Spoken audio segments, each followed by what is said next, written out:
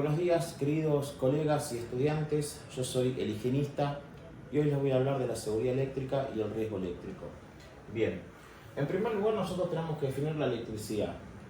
La electricidad se la define como el movimiento de cargas eléctricas dentro de un circuito.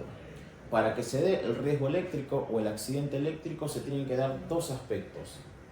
El aspecto físico quiere decir que existe un circuito, que ese circuito esté energizado y que esté cerrado. Entonces quiere decir que la corriente está circulando.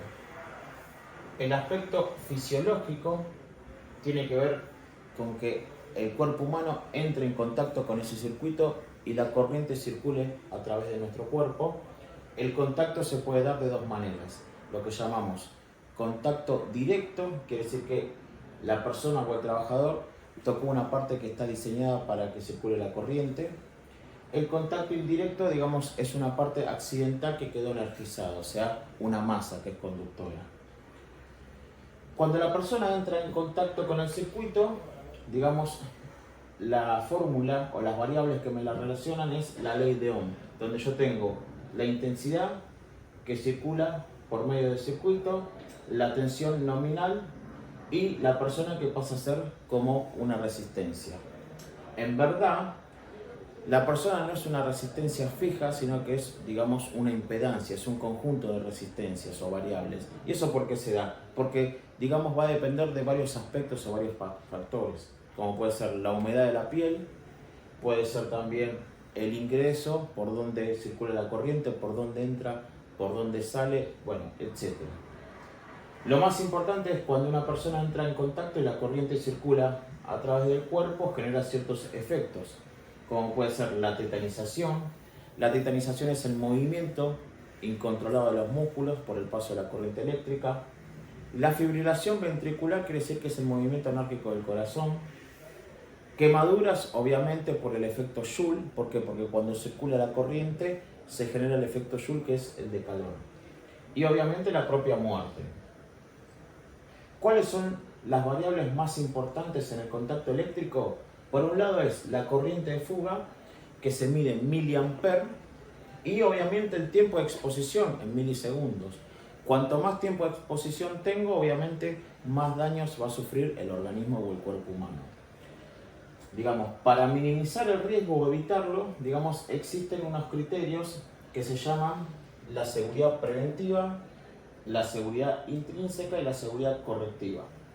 La seguridad preventiva tiene que ver con las características de la instalación.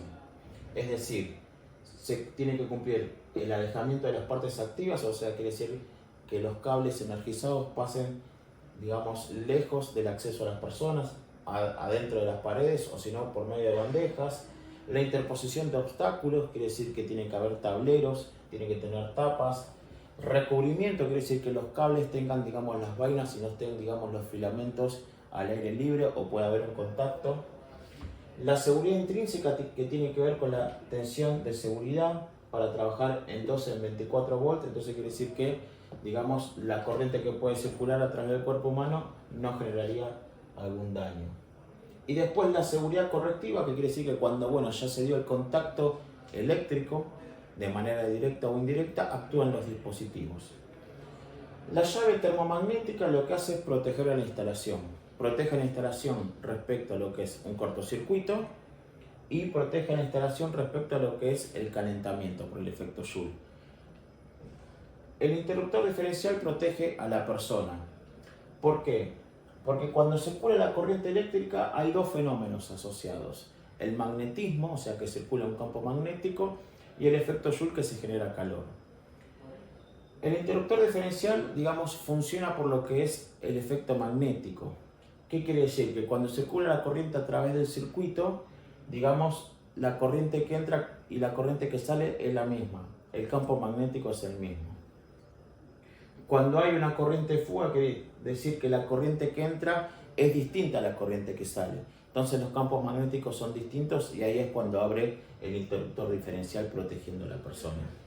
La llave termomagnética no va a proteger a la persona. ¿Por qué? Porque la llave termomagnética lo va a tomar, digamos, a la persona como si fuera una resistencia, como si fuera una impedancia. Y después está la puesta a tierra.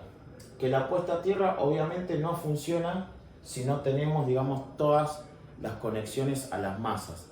Por eso, digamos, en seguridad e higiene se controla no solamente la resistencia de la puesta a tierra, sino la continuidad de las masas para evitar los contactos indirectos. Y la resistencia a la puesta a tierra obviamente tiene que ser lo más baja posible para evitar, digamos, que la corriente circule a la persona, sino que se vaya a la derivación, o sea, a la tierra. Si te gustó el video, dale like, compartilo con colegas y seguime en el canal para más contenido. Muchas gracias.